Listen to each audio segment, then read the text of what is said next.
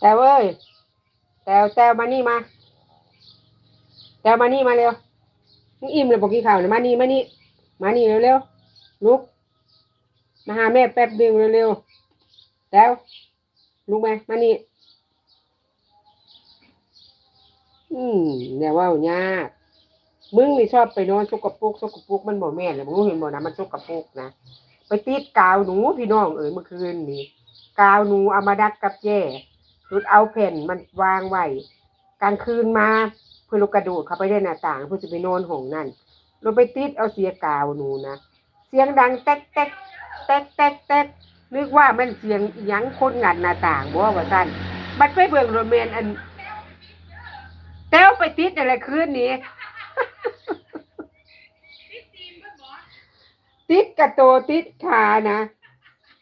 บ้านนี้เป็นหยังคนหมัดขัดอันคนงันหน้าต่างกูบอกว่าสั้นแตกแตกแตกอยู่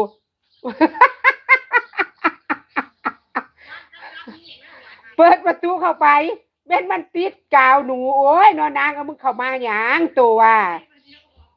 มันรูดบัดนี้มันเพราะว่ากาวเอ้ยหมุนออกสองลายเลยนะเออมันโมเมนต์ว่ากาวเบิดแผ่น